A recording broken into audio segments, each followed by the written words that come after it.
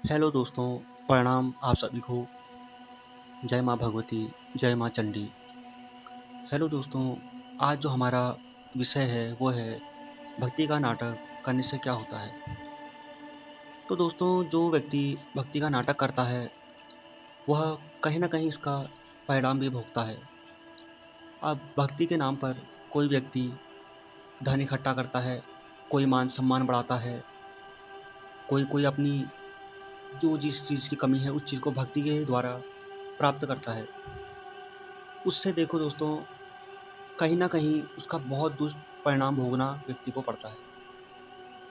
क्योंकि भक्ति कोई सांसारिक खेल नहीं, भक्ति एक बहुत बड़ा परमार्थ है।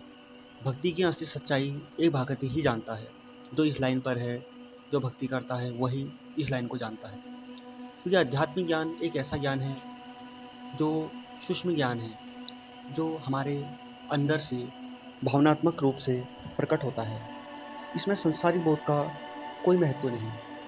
इसलिए हम भक्ति के नाम पर अगर किसी से पैसे ठगें या फिर अपना मान सम्मान बढ़ाते हैं तो उसका पाप कर्म हमारे सर में बच जाता है। हमें इस लोक पर सांसारिक लोक पर हमको दर दर भटकना पड़ता है। हमारे हाथ कुछ नहीं लगता है।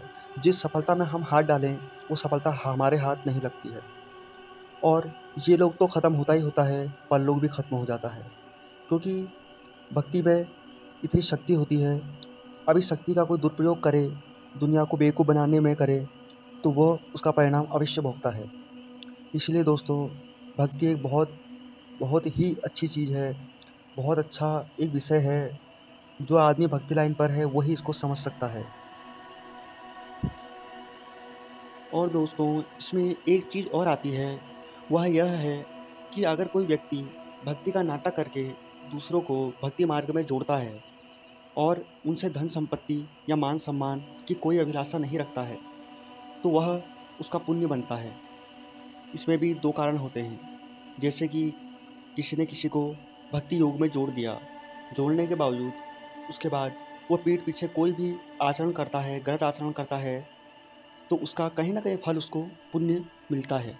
क्योंकि ग्रंथों में कहा गया है, अगर किसी को हम भक्ति योग में जोड़ दें तो उससे बड़ा पुण्य और कोई दूसरा नहीं होता है।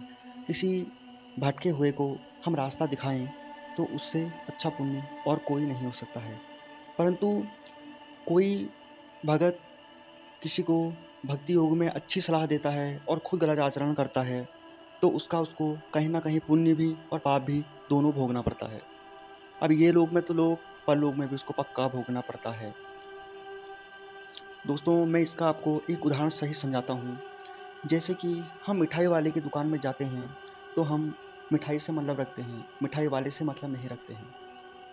तो दोस्तों, इसी प्रकार हमें कोई भक्ति योग में जोड़ रहा है, भक्ति के सही मार्ग दिखा रहा है। अब वो व्यक्ति कैसा है, वो उसके कर्म उसके साथ हैं, परंतु हमारी जो श्रद्धा, हमारा जो विश्वास है, हमारा जो आचरण है उसको हम सही पूर्वक देखते हैं।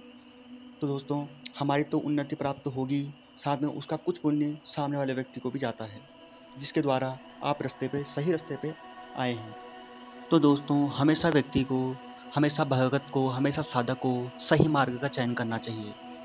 क्योंकि जो तुम मार्ग में चल रहे हो, देखो मृत्यु का अटल सत्य है, जाना सबको है। इसीलिए हम क्यों ना सही मार्ग का चयन करके वहाँ तक जाएं।